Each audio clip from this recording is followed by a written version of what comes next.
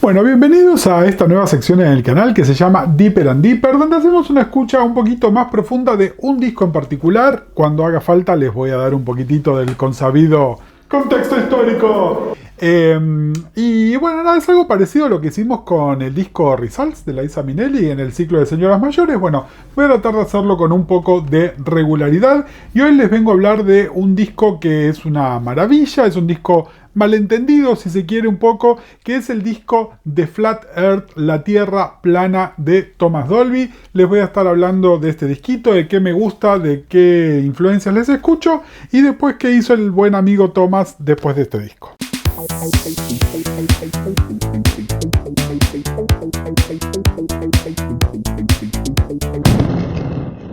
Bueno, hoy les voy a hablar de Thomas Robertson. ¿Saben quién es Thomas Robertson? No lo saben porque hay un cantante inglés que se llamaba Tom Robinson que tuvo un hit bastante importante ahí por el año 80-81 que se llamaba Glad to be Gay. Sí, exactamente, se llamaba Contento de ser gay. Robinson después dijo que en realidad él era bisexual, pero en el momento apreciamos muchísimo el gesto. Al mismo tiempo, Thomas Robertson, que suena muy parecido, estaba tratando de iniciar su carrera como cantautor y como músico de sesión, y medio como que alguien del management le dijo, mira, por ahí no queremos que te confundan con el tipo de Glad to be Gay, porque todo el tan woke, ¿no? La industria musical.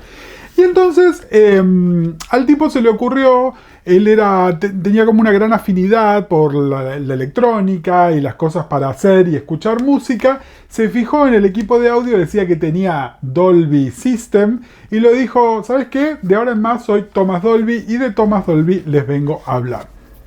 Thomas Dolby es un músico que yo creo que está súper malentendido y por eso también este disco del que les quiero hablar hoy es tan importante. ¿Por qué? Porque bueno, es un tipo al que se lo asocia con los sintetizadores y la música techno y la tecnología en general, cosa que él ha hecho un montón en su carrera, pero que creo que no es representativo de su carrera musical, solamente de un pequeño fragmento y de una operación de marketing que se hizo alrededor de ese pequeño fragmento.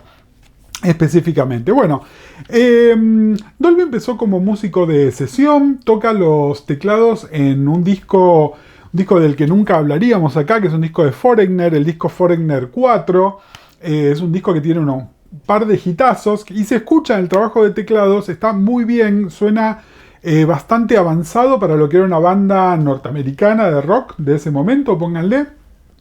Y también como productor produjo una cantante llamada Lene Lovich. Lene Lovich, por ahí la ubican porque vibra en la misma frecuencia, grabó algunas cosas con Nina Hagen. Hubo como un intento de lanzarla como cantante con una canción que se llamaba New Toy. New Toy estaba escrita y producida por Thomas Dolby, no pasó nada. Pero bueno, Thomas finalmente con su trabajo con Lene Lovich logra que EMI le haga firmar un contrato y graba un disco que se llama The Golden Age of Wireless. Wireless, a ver, wireless ustedes hoy lo asocian muy con el Wi-Fi, pero cuando se hablaba de wireless, normalmente, y esto estamos hablando, tengan en cuenta, el disco es del año 82, pero todo esto estamos hablando del año 80-81, se habla de la radio, no de la radiodifusión donde se escucha música y noticias, sino de la radio, la que se usa para comunicarse, y esto viene a cimentar un poco, bueno, yo les iba a mostrar esto más de cerca, después el editor nos puede poner una imagen de la tapa, a cimentar esta imagen de Dolby como el tipo que está con las máquinas y los sintetizadores y qué sé yo. A ver, The Golden Age of Wireless, que es un disco maravilloso, y es un disco que está hecho con sintetizadores y con computadoras, ¿no? Muy primitivo, todavía era más básico. Es un disco de un cantautor. Es un disco que en realidad tiene un pie más en los 70 que en los 80. Es un disco que podría haber sido grabado en California en el año 76, se dan una idea, pero con instrumentación y arreglos que recuerda a la Inglaterra del post-punk y los comienzos del New Romantic y todo eso. Tiene unas canciones hermosas, algunas muy complejas, se nota una influencia importante de Joni Mitchell, vamos a volver a Joni Mitchell varias veces. Y básicamente con el disco no pasa nada. Es un disco que, nada, lo tratan de impulsar. Dolby también ya desde muy al comienzo de su carrera con mucho interés en el video. No solo el videoclip, sino en usar el video como forma de arte. Entonces en sus presentaciones también se incluía video. Y además, por una cuestión más de costos que otra cosa, sale a hacer una gira donde prácticamente era él, unos sintetizadores y máquinas de ritmo y ocasionalmente un bajista o un guitarrista o una corista, pero nunca todos juntos, es decir, salía sin banda. Esto cimenta más la idea de que él era un músico techno. Bueno, el tema es que lo que falta en este disco era un single fuerte, y ese single fuerte él lo graba por fuera del disco, y es una canción, probablemente por lo único que lo conozcan a Thomas Dolby, que es la canción She Blinded Me With Science. She Blinded Me With Science sí es un single de Tecnopop, algunos dirían que es un novelty record, de hecho, mucha gente considera que Thomas Dolby es un one hit wonder, por esto yo hoy les vengo a hablar de por qué motivo no es un one hit wonder, pero bueno, fue un hit global, es medio cookie, ¿no? Así medio como oh, I love her, she's so crazy, ¿no? Con unos congelados en la cabeza. Incluye varias cosas que después Dolby repetiría en otros lados, sampleos que en esa época por ahí todavía no eran sampleos de partes habladas, pero que son actores diciendo cosas que son coherentes con la letra de la canción. Bueno, el tema es que She Blinded Me With Science fue un hit internacional. Rápidamente la compañía discográfica, especialmente en Estados Unidos, saca una versión reempaquetada de The Golden Age of Wireless. Yo tengo acá el CD que abre con She Blinded Me With Science, pero en los Estados Unidos y el resto del mundo, incluyendo Argentina, sale una versión del disco que se llama Blinded by Science, cegado por la ciencia, que incluye She Blinded Me With Science y algunas de las canciones de este disco, las que eran como con más punch comercial, o por lo menos las que sonaban más parecida a She Blinded Me With Science. Bueno, el disco este vendió más o menos bien, lo suficiente como para que le den un crédito a Dolby para, che, grabate un follow-up, vamos a recontra promocionarlo, vamos a hacer lo que se puede. En el medio también pasa otra cosa que por ahí, ahora les quiero hablar del disco, entonces les cuento algunas cositas que por ahí son concurrentes con el disco, pero se las quiero contar acá. Empieza a hacer una serie de colaboraciones, hace una con un grupo de hip hop, rap norteamericano, se llama Houdini, y esto refuerza un poco, ¿no? el primer hip hop, mucha influencia, sobre todo de Kraftwerk, entonces trabajar con un músico techno inglés tenía recontra sentido. Hace una colaboración con Ryuki Sakamoto. De Sakamoto les voy a hablar bastante más en el postcréditos porque desafortunadamente hace muy poquito cuando estamos grabando esto falleció, pero al postcréditos para hablar de Sakamoto, esa canción se llama Fieldwork, perdón. Se llama Fieldwork, que tiene un video muy original también. Sakamoto, otro artista que mezcla cosas de la composición clásica con tecnología, con un aspecto visual muy fuerte. Yo les diría que son artistas casi hermanos, Sakamoto y Dolby. Bueno, hacen este single, que es la única colaboración que hicieron. Y también para una entrega de los Grammys, que yo creo que es la del año 84, que se entregaban los premios del año 83. Esta es súper importante, ¿no? Básicamente es esa en la que Michael Jackson ganó todo, pero que también Culture Club ganó Mejor Nuevo Artista. Se presenta Eurythmics en vivo cantando Sweet Dreams, Annie vestida como Elvis, ¿no? Es como pasó de todo. Acá además la Jackson manía estaba full.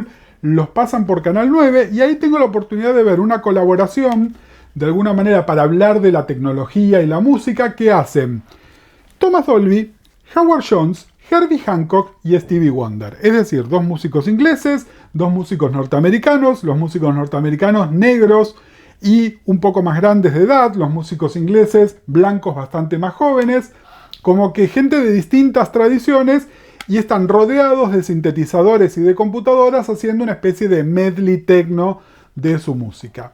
Ya ahí en ese momento, yo creo que ninguno de los cuatro quería estar haciendo lo que quería hacer. Hancock está ahí por su disco Future Shock, que ganó varios Grammys, y su single Rocket, que fue como un momento de crossover. Hancock es un músico de jazz, ¿no? Que de repente tuvo un hit dance y que rankeó en todos los charts. Wonder, si bien siempre fue un tipo que utilizó tecnología, nunca fue un músico techno, es decir, es un pionero en el uso de los sintetizadores, pero siempre fue un músico de soul y un cantautor, ¿no? Es otro tipo de artista. Jones, que explotó un montón esta imagen, pero ya estaba al punto de ponerse a laburar con Phil Collins y hacer una cosa mucho más adult contemporary que esto, y Dolby, que estaba hartísimo ya de que lo asociaran con esto, que se pone una peluca de rulos cual Beethoven, y estaba como jugando a que era director de orquesta. Nada, la colaboración es linda, no está mucho en YouTube, pero hay un japonés que la subió y le estamos súper agradecidos. Y nada, a lo que voy es, Thomas Dolby utilizó este tema de la tecnología y todo esto porque le servía y porque era un buen gancho comercial y porque su hit hablaba de la ciencia, pero ya estaba medio harto de todo esto, y esto se nota muy claramente y muy rápidamente en el disco del que les quiero hablar hoy, el disco de 1984 que se llama The Flat Earth, la Tierra Plana. Y acá les cuento un poquitito sobre mí. Yo recontra compré esta imagen de Dolby porque yo estaba enloquecido con los sintetizadores, con las computadoras. En algún lado les hablé del video de Sweet Dreams, ¿no? Y lo que significa Dave con la computadora y todo eso. Yo miraba cualquier cosa, veía un video de Yes, o uno de Celeste Carballo, o uno de lo que sea, y estaba mirando el tecladista y qué teclado se estaba tocando el tecladista. Esto que hacen Dolby, Jones, Hancock y Wonder es como... Y entonces, y tenía el cassette de Blinded by Science, yo ni sabía de la existencia de The Golden Age of Wireless, así que cuando sale La Tierra Plana, me lo compro al toque, me lo compré en vinilo, es uno de los primeros álbumes que me compro como primer formato el vinilo. Un montón de cosas, yo las había comprado en cassette y después las recompré en vinilo y después las recompré en CD y ahora las escucho en streaming porque viejo. Y claro, en su momento el disco...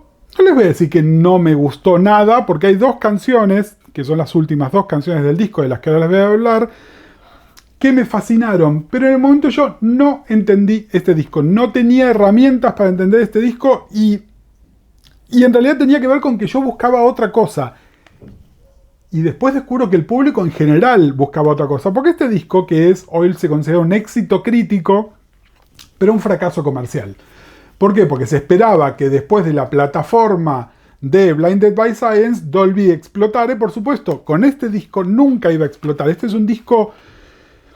si el otro era un disco de cantautor, este es un disco de cantautor experimental. Si el otro disco era un disco que remitía a los discos de Johnny Mitchell del principio de los 70 con instrumentación de los 80, esto es los discos de jazz de Johnny Mitchell. Les hablé de Johnny no hace demasiado. ¿Vieron lo que les dije? Cuando Johnny de repente dice, bueno, no soy más una cantautora, y empieza a hacer esos discos con Jaco Pastorius y Herbie Hancock justamente, y Pat Metheny y un montón de músicos de jazz más. Bueno, este disco vibra en esa frecuencia. Es un disco profundo, es un disco mayormente de baladas. Tengan en cuenta que gran parte de la piel de la música de tecnología en general es que era música de baile. Este no es un disco de música de baile. Muy deliberadamente no es un disco de música de baile. Tiene 7 canciones nada más. Es decir, el lado 1 tiene 3 canciones. ¿Por qué? Porque son 3 canciones larguísimas. Entonces no había manera. Recuerden, los discos en vinilo tenían una limitación de tiempo muy fuerte. Con toda la furia podían durar unos 40 minutos y ya se empezaban a escuchar mal. Bueno, este disco dura 37 minutos, que igual es medio cortina, pero son 7 canciones, y esas 7 canciones como muy deliberadas que fueran así como largas y muy particulares. Por eso les iba a decir ahora, pero si este disco dialoga con un solo disco de esa misma época, o un poquito después, que es el disco The Color of Spring de Tok Tok. Y les digo este disco, porque este disco es de vital importancia, y esto está dicho on the record, no lo estoy inventando yo, la carrera de Radiohead se la deben a The Color of the Spring, y este es ese tipo de disco, ¿comprenden? Yo puedo hacerles una línea entre este disco de Thomas Dolby y los discos más experimentales de Radiohead, y no es descabellada en absoluto. Es ese tipo de disco, ¿no? Donde sí hay un público, incluso hay un público masivo. Radiohead vendió millones de discos, pero no es música accesible, no es música radiable, definitivamente no es música de baile, ¿no? Es como muy particular. Tiene mucho también de David Sylvian de Japan, los discos solistas de David Sylvian. Sakamoto otra vez entra en la cuestión, ¿no? Y por ahí las referencias que les estoy dando no las conocen. ¿Y por qué no las conocen? Porque no son discos comerciales, no son discos radiables. Por ahí una canción suelta, y si son melómanos probablemente fueron e investigaron y buscaron estos discos y ven los parecidos entre cada uno. Pero tengan en cuenta que en el caso de Dolby en particular, se esperaba que este fuera un disco comercial y este no es un disco comercial. Así, deliberadamente. Bueno. Entre otras cosas, tiene un sonido súper orgánico. Si bien hay sintetizadores, hay samplers, Dolby es uno de los primeros en adoptar el Fairlight, ¿no? Igual que Kate Bush, igual que Peter Gabriel y otra gente. Los sampleos son muy sutiles. Sí hay bastante batería programada, pero esto es algo que ya Dolby hacía en The Golden Age of Wireless, y de hecho hay varias notas donde él habla de eso. Él programaba un ritmo y después, ya sea con los mismos botones de la máquina de percusión o con unas baterías, unas Simons, ¿vieron? Esas que son los octógonos de... Bueno, él lo que decía es que él hacía síncopas o hacía percusión o agarraba cosas para que el ritmo programado no sonara tan mecánico, ¿no? Como una cosa, lo opuesto del efecto buscado por la Human League o por Vince Clarke, esa gente que lo que quería es que uno pudiese poner el reloj en hora con sus discos. Bueno, él lo que quería es que el sonido ese fuera más orgánico, fuera menos perfecto, tuviese cosas en los intersticios, ¿no? Una cosa mucho más humana. Bueno, este disco está pensado de esa manera. Es una gran colaboración con el bajista Matthew Seligman. Matthew Seligman falleció de COVID en el 2020. Es un colaborador de Dolby de todo el tiempo. Es un bajista exquisito. Tocó en discos de todo el mundo. Búsquenlo después en Wikipedia. Van a ver, tiene una discografía maravillosa. Pero principalmente trabajó con Dolby y con un músico que se llama Bruce Woolley. Bruce Woolley tenía una banda que se llamaba Bruce Woolley and the Camera Club, en la cual tocó Dolby también. Súper influyente. Bruce Woolley escribió hitazos con Trevor Horn, por ejemplo, Slave to the Rhythm de Grace Jones, ¿no?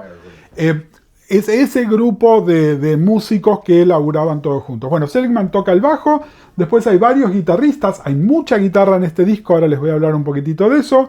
Está la cantante Adele Bertey. Adele Bertey siempre también una tipa que viene... Adele Bertey, si hubiese tenido un poco más de impulso de marketing, podría haber sido la Björk de los años 80, ¿no?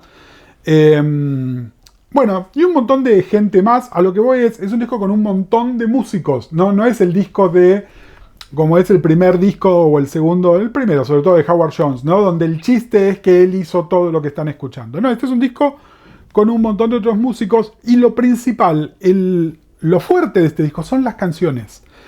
Dolby lo que quería hacer era acá mostrarse como compositor en canciones que después están exquisitamente arregladas, pero principalmente como compositor. De nuevo, la referencia obvia es Joni Mitchell.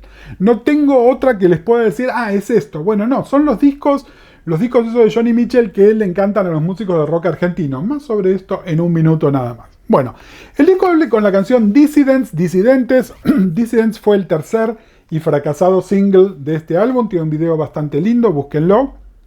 Dissidents, ya de entrada, Dissidents empieza con un bajo que claramente está tocando alguien, una persona. Eso ya es una declaración de principios. No empieza con una cosa programada, no empieza con un sampleo, no. Empieza con un bajo, después se va agregando una percusión y otras cosas, y como al minuto de canción aparece la primera cosa más o menos electrónica que pueden escuchar, que es el sampleo de una máquina de escribir mecánica. Y acá hay algo importante. Yo hoy venía pensando, bueno, les decía, es un sampleo pero es de una cosa vintage. Hasta ahí nomás. Tengan en cuenta que en el año 84 la máquina de escribir todavía no era vintage. Ya había máquina de escribir eléctrica, ya había algunos procesadores de texto muy high-end. 5 años después, la máquina de escribir era obsoleta. Acá todavía el público sabía lo que era el sonido de una máquina de escribir. Samplear una máquina de escribir era un sonido que cualquier persona podía reconocer porque lo había escuchado en una oficina pública cuando había ido a hacer un trámite, ¿no? Y la canción justamente habla de eso, habla de burocracia. Los disidentes es disidencia en una situación de de dictadura, represión y censura, que puede ser en cualquier lado. El video tiene una estética medio de bloque soviético, pero pónganle que podría ser en Argentina o Chile de fines de los 70, principios de los 80. No hay nada ahí que no sea desconocido. Y es una canción funk, es una canción bien arriba, de nuevo la guitarra, hay un elemento de guitarra funky muy interesante. Les diría que es una de las... Lo eligieron como single porque es una de las canciones más gancheras del disco, es una gran manera de abrir un disco. Y nada, es un temazo, tiene en el medio un par de interludios. En lugar de hacer un solo o en lugar de hacer un puente, de repente hay como un pasaje instrumental donde se samplean otras voces y aparecen otros elementos que no son los habituales en un disco así. De nuevo, cuando esto se corta para la radio, hacen un edit, lo cortan bastante porque la canción es muy larga para hacer un single radial, justamente porque tiene estas cosas raras. De todas maneras, es una buena manera de abrir un disco, es una manera con fuerza. Y le sigue la canción que le da nombre al disco, que es la canción de Flat Earth. Es una canción espectacular. Y esta sí, creo que está bien elegido para título del disco. Es una canción atmosférica, es una canción que tiene todo lo que tiene que tener una buena canción, ¿no? Es decir, tiene melodía, tiene un estribillo, pero que a su vez está instrumentada de una manera y cantada de una manera que te lleva para distintos lugares, maneja muchos climas. Y a ver, voy a decir algo que por ahí es polémico, pero este disco le debe un montón al rock sinfónico también, en el sentido de que hay cambios de ritmo, pasajes más rápidos, pasajes más lentos, por ahí en canciones más cortas y por ahí sin el falso clasicismo que tiene el rock sinfónico. Pero esta cosa de jugar con la estructura de las canciones, o por lo menos de cómo están interpretadas las canciones, que también es algo que viene del jazz, pero bueno, es un disco sin solos, entonces básicamente no es un disco de jazz. Que sí serían los discos de Joni. Pero eso, en algún lugar donde se intersectan los discos de Joni Mitchell con los discos de rock sinfónico, bueno, por ahí está. The Flat Earth es una canción maravillosa. Y sigue por Screen Kids. Y vieron lo que les decía de la influencia de Joni en los músicos argentinos, ¿no? Su momento Screen Kids cierra el lado 1, que tiene 3 canciones, les recuerdo, y es larguísima, pero larga. Y a mí mucho no me convencía. Ahora la escucho de otra manera, la entiendo de otra manera. Y hoy la estaba escuchando y lo dije, esto es una canción de Serú Girán, o esto es una canción de Spinetta Jade. ¿Qué canciones de Serú Girán o de Spinetta Jade? Las canciones que Charlie y que Spinetta le estaban tomando prestadas o estaban influenciadas por Joni Mitchell y esos discos, digamos. No es que Thomas Dolby estaba escuchando Serú y Jade, no. Es que tanto Serú y Jade como Thomas Dolby estaban escuchando los mismos discos de Joni Mitchell, ¿no? Es esa cosa, es una canción que básicamente sí es una canción de jazz rock. No hay manera de negarlo. A nivel es una canción... Dolby es muy buen letrista. Es muy buen letrista cuando hace humor, She Blinded Me With Science, pero es muy buen letrista cuando hace una cosa de más vuelo poético, que es lo que hace acá en Screen Kids. Ahí después él a lo largo de los años ha tratado como de explicar esto. Básicamente él está en un tren y desde el tren ve a una chica y se imagina darse este beso digno de una pantalla de cine con esa chica. Es muy muy linda letra. La canción de nuevo es larga, es compleja, cambia, tiene un dinamismo muy particular, ¿no? Es decir, nunca es igual. Y básicamente es un grupo de músicos en un estudio, no les digo zapando porque hay un arreglo, pero con esa libertad que les da la zapada del jazz, ¿no? Que son Dolby, Seligman, no me acuerdo ahora bien quién es ese guitarrista, hay una parte de batería que está programada y después hay un percusionista tocando encima de eso.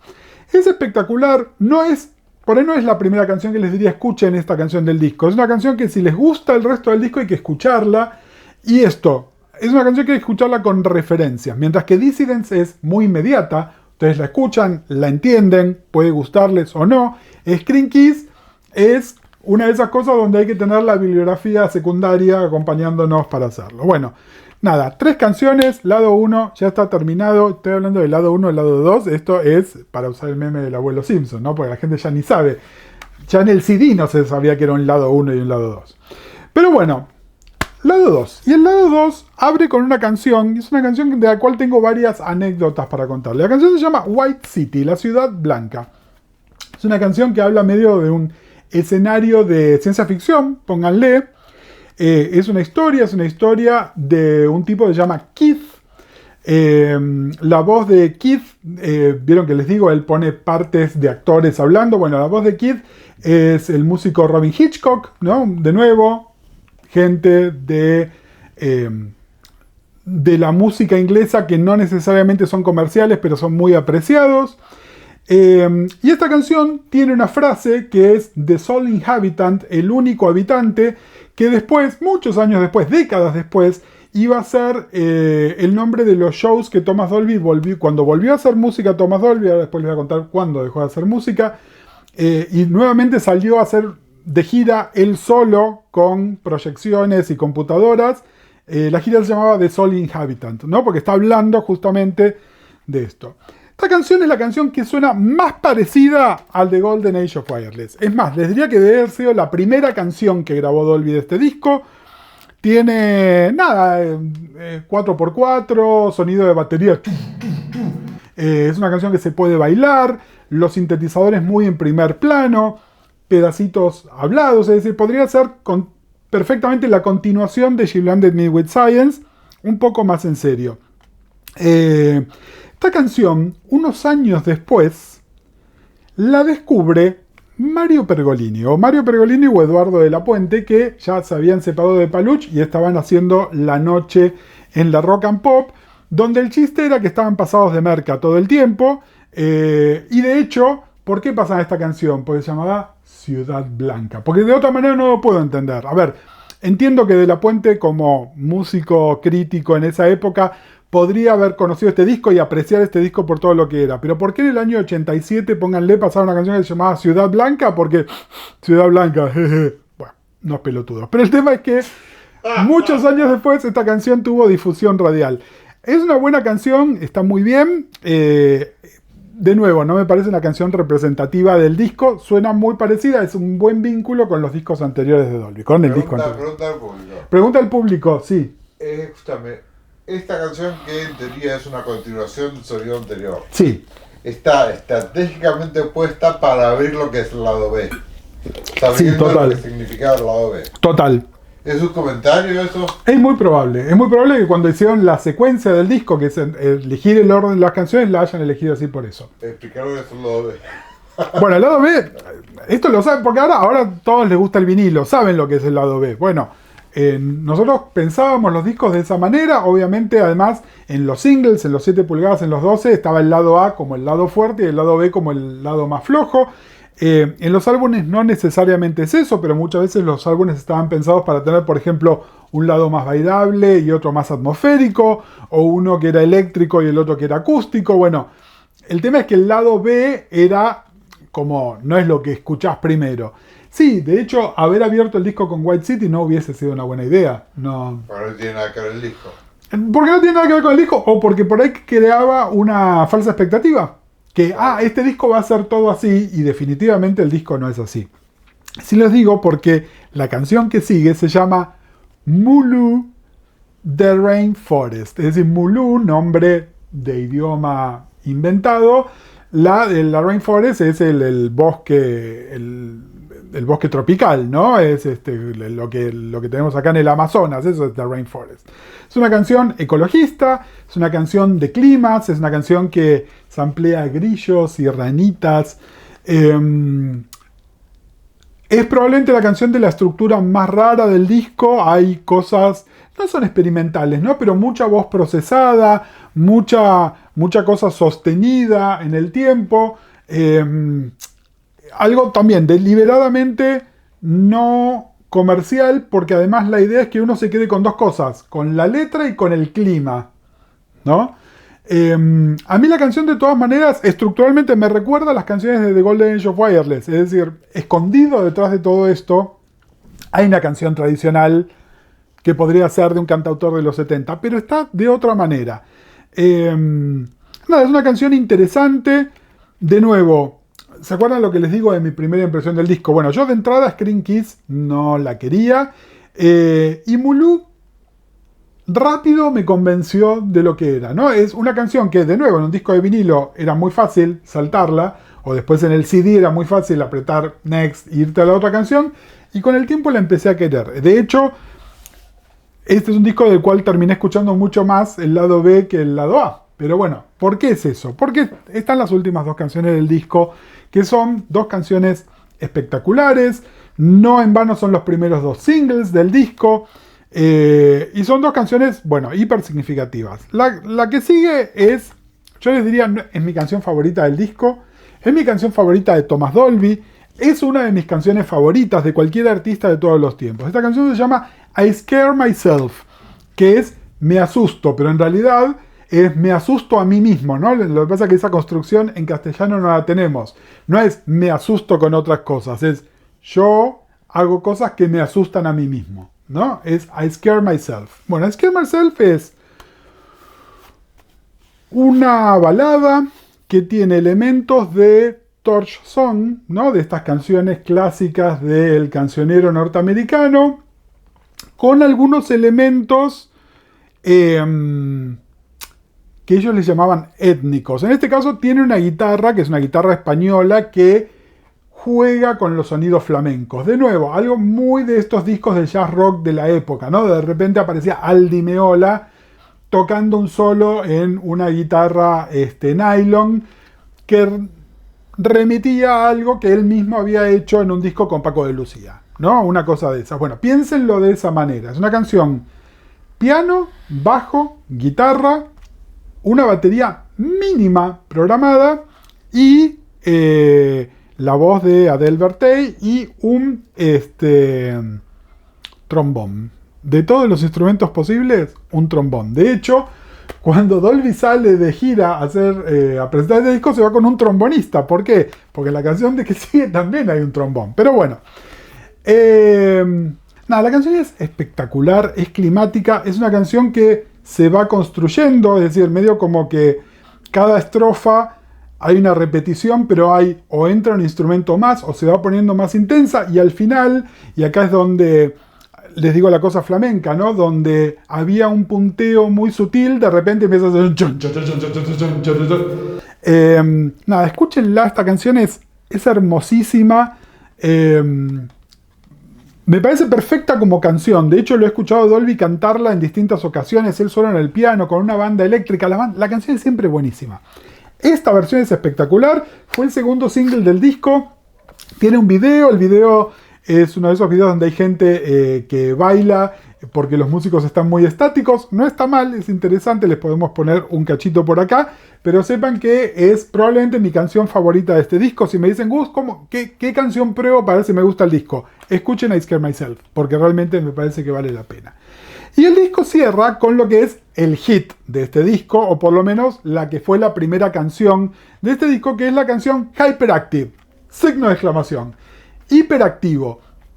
Esta canción, de nuevo, fue un hit entre los que escuchábamos cierto tipo de música. Se hacía el chiste, nada, piensen en putardos de los años 80, activo, pasivo, hiperactivo. Saquen sus propias conclusiones. Y además tiene un video que es icónico, tiene un video que es casi tan importante como el video de She Blinded Me With Science. Tiene la misma estructura, nada más que tiene unos efectos prácticos y hechos en video con croma, como estamos haciendo acá, como si ahora el editor me cortara la cabeza y empezara a sangrar o algo así. Desafío, editor, a ver qué quiere hacer. ¿Por qué? No, como para que se den una idea. El video es un video que en su momento de haber salido en billete, obviamente la compañía discográfica con mucha fe de que esta canción funcionara, y la canción además, en lugar de la voz del científico, bueno, en realidad está el científico y está el psicoanalista, ¿no? En She Blinded Me With Science. Acá está el psicoanalista otra vez, que empieza diciéndole a Dolby, Tell me about your childhood. y todo lo que pasa a partir de ahí. En el video es Thomas en una sesión de psicoanálisis. Nada, la canción es un temazo, es una canción funk, de nuevo. El disco abre con un funk en Dissidents, cierra con un funk. No tiene nada de techno, salvo que la batería está programada. Es un temazo. Hay un pequeño solo vocal de Adele Bertey que está espectacular. La letra es muy divertida, todo lo que cuenta. Las expectativas comerciales se las debo porque nunca se cumplieron. Y ahí además las versiones son muy distintas. La versión que está en el disco es una versión como refinada. La versión del video es como un poco más en crudo. Claramente el single salió antes que el disco y es como una versión sin terminar. Y es una versión más techno, si quieren, de la que está acá incluida en este disco. Bueno, nada. El disco cierra con esto. Yo no sé si les puedo transmitir el entusiasmo que me genera este disco. De nuevo, es un disco complejo, es un disco que requiere más de una escuchada, es un disco sin hits, por más que hay un par de canciones que intentaron ser hits. Y es un disco claramente no comercial y que no estaba diseñado para ser comercial y no lo fue. Y fue el fin de la carrera comercial de Thomas Dolby. Thomas Dolby, por supuesto, después siguió teniendo una carrera muy importante. Este disco no le gustó al público, pero le gustó a los otros músicos. Dolby se transforma inmediatamente, abre su carrera, se empieza a bifurcar en otras direcciones. Por un lado, empieza a hacer música para películas y para instalaciones visuales. De hecho, hace un disco que se llama Journey into the Mind's Eye. The Mind's Eye era como una presentación de video arte y él hace la banda de sonido para eso. Empieza a hacer música para películas, hace la música de la película Howard the Duck, polemiquísima película temprana de Marvel, pero bueno, las canciones y la banda, la música incidental son de Dolby, las canciones son las que canta el grupo ahí. Hace la música de una película que se llama Gothic, que es una película inglesa que tenían como expectativas de crossover y después no pasó más nada. Y la otra bifurcación que tiene Dolby es que empieza a producir discos para otros artistas. Y entonces Dolby como productor, vieron que les mencioné a Joni Mitchell por todos lados. Bueno, Dolby produce a Joni Mitchell, exactamente, en el álbum Dog Eat Dog de Joni, que es del año 80 y, esperen que me fijo, del 85, pónganle que es. Sí, del 85.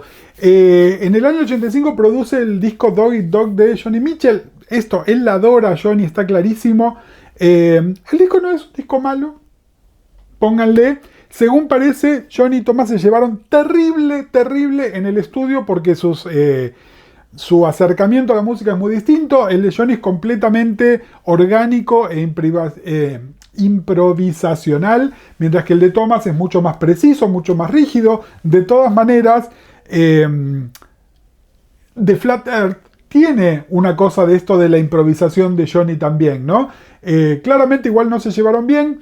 Joni es famosamente difícil de trabajar, esto se los conté en el video, tuvo malentendidos con Prince también, que era otro músico que la adoraba. Y Dolby es el productor del disco que, según de qué lado del océano estén, se llama Steve McQueen o Two Legs Good, el disco de Prefab Sprout. Este disco es maravilloso. Paddy McCallum de Prefab Sprout, considerado uno de los mejores cancionistas de todos los tiempos. La producción de Dolby, que es la sutileza más grande del mundo.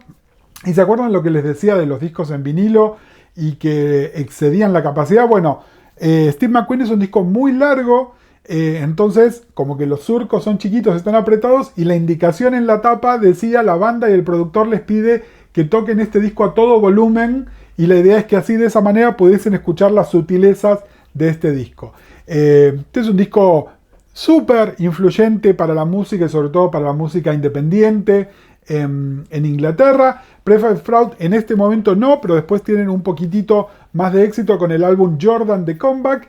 Dolby es uno de los productores en el disco, es decir, no produjo el disco completo, pero este disco Jordan The Comeback tiene varios éxitos y, de nuevo, la mano de Thomas Dolby. Mucha gente, de hecho, lo conoce más como el productor de Prefab Sprout, porque como banda muy influyente, que por eso. Graba unos discos más Dolby, donde además siempre tiene que hacer aclaraciones que son graciosas. Uno es el disco Aliens Ate My Buick, que nada, es un disco de canciones nuevamente, donde tiene una banda. La novedad era, Thomas Dolby tiene una banda y con esos músicos grabó el disco y con esos músicos salió de gira. El disco no es malo, no había manera de que funcionara, es un disco que salió, yo les diría tarde, es un disco del año 88, que si hubiese salido en el 85 por ahí podría haber tenido éxito. Acá no, de todas maneras Dolby como que ya no vivía de eso. Y unos cuantos años más tarde saca el disco Astronauts and Heretics. Este disco me gusta mucho, es un disco donde Dolby está experimentando con la tecnología de la música, pero de otra manera. Dolby es uno de los primeros en utilizar el Pro Tools, ¿no? Es decir, él tenía un synclavier y el synclavier es el primer aparato que funciona con el Pro Tools. Antes ese Pro Tools estaba como con la Macintosh para hacer secuenciador conversacional, que no le interesa a nadie, pero él empieza a trabajar con esto de grabar en el Pro Tools y cortar y pegar. Entonces lo que hacía era, se iba con un grabadorcito de DAT a distintos lugares a grabar cosas. Y esto podía ser el Bayou en New Orleans y grabar con músicos negros de jazz ahí, o irse a Los Ángeles y grabar unas partes de guitarra con Eddie Van Halen, que de hecho están en la canción Close But Not Cigar, que fue el intento de hit de este álbum. Les recomiendo mucho este disco, sobre todo si les gusta de Flat Earth. Este disco tiene mucho que ver. Pero bueno, la cabeza de Dolby ya no estaba puesta, ya no en la música comercial, sino en la música grabada o la música para películas, sino que empieza con esta cosa de tecnología que tenía, arma una compañía en Silicon Valley y son los inventores, escúchense esta, son los inventores del ringtone. No. Sí, inventan el ringtone primero el que es la musiquita sola, después el ringtone MIDI y después cuando se empiezan a poner pedazos de música se tiene que convertir y su empresa pasa a ser una de esas que comercializaban canciones para ringtones, ¿no? Pero los primeros ringtones eran esos y de hecho él le licenció esta tecnología a Nokia cuando Nokia era el superpoder. Así que bueno, básicamente Dolby se hizo rico con esto, era el CEO de la compañía y ocupó gran parte de la segunda mitad de los 90 y principios de los 2000 dedicándose a esto. Tuvo algún problemita legal también con esto de que comercializaban canciones de terceros. Y el tema es que en un momento renuncia a esto y vuelve a la música y ahí es que hace la gira esta que les digo de Soul Inhabitant. A partir de ese momento Dolby se está dedicando a la música medio full time, pero sin muchas ganas tampoco. Es decir, no tiene ningún interés en ser comercial, toca para su público que lo sigue probablemente desde los años 80.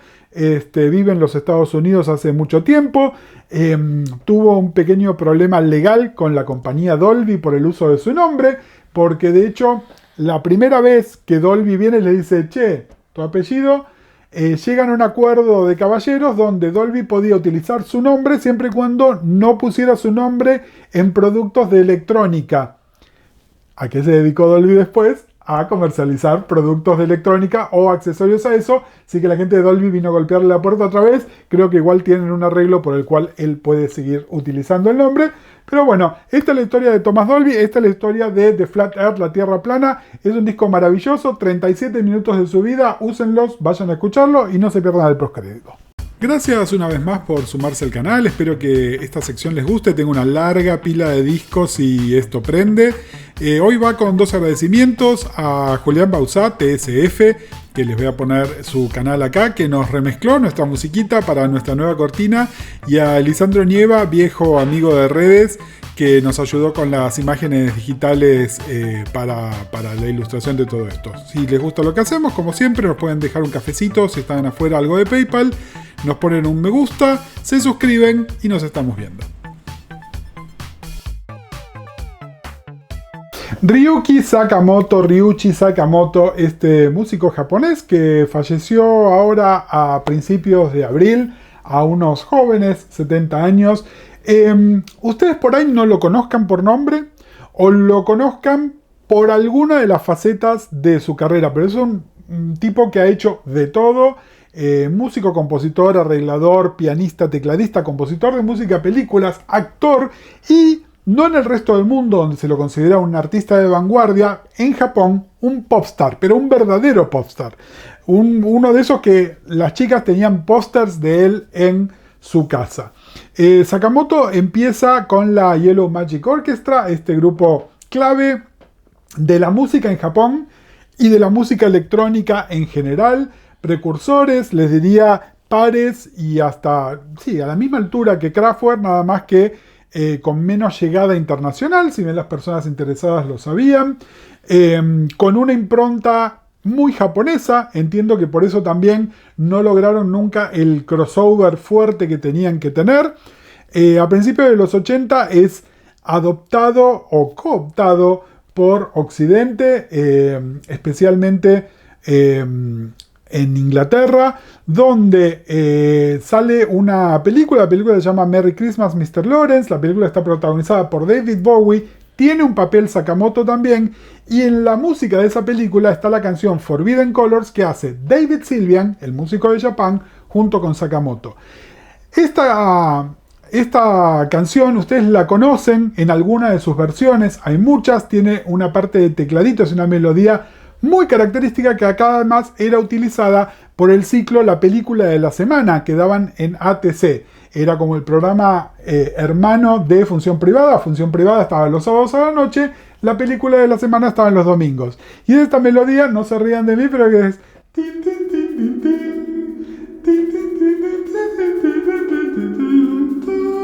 Bueno, nada, acá van a poner la cara de la nena mirando así, pero si escucharon alguna vez la canción saben de qué estoy hablando. Forbidden Colors fue un hit. Sakamoto siguió trabajando con Sylvian, hicieron varias colaboraciones y empieza a hacer música de películas. De hecho, es uno de los compositores de la música de la película El Último Emperador, la película de Spielberg. De hecho, ganó un Oscar por esta película. Entonces, ya pasa a ser como una institución de eso y tiene una colaboración con Almodóvar, hace la música de Tacones Lejanos y de un montón de otras cosas. Sakamoto empieza a dedicarse más al piano que a la electrónica, saca varios discos de piano nada más, sigue componiendo para películas, compuso un montón para videojuegos, un tipo de una versatilidad increíble, siempre además mezclando trabajar con actor, ser una persona con opinión política en su Japón natal, y de vez en cuando apareciendo como el japonés token, como por ejemplo en el video de Rain de Madonna, que es el que hace de el director de todo esto. Bueno, nada, un músico con miles de facetas, elijan cuál es la que más les gusta. Les recomiendo, hay un disco que son toda su música de películas, tocado él con el piano nada más. Hay fragmentos de El Último Emperador, de Tacones Lejanos, de algunas otras películas que por ahí no ubico, y una versión instrumental de Forbidden Colors que es maravillosa. Si les gusta la música electrónica, bueno, investiguen. Tuvo algunos hits crossovers porque trabajó más de una vez con la cantante Jill Jones. Jill Jones es un descubrimiento de Prince, que después se hizo música de jazz. Grabaron juntos una canción que se llama You Do Me en el año 90, que acá en los boliches de Argentina fue un hitazo. Después Sakamoto con Jill Jones y con David Sylvian grabaron otras cosas más también. Nada, la carrera es gigantesca. Elijan algo y sepan quién es. Uno de los músicos y de las personalidades más influyentes del siglo XX, principio del siglo XXI, que vale la pena que conozcan mejor.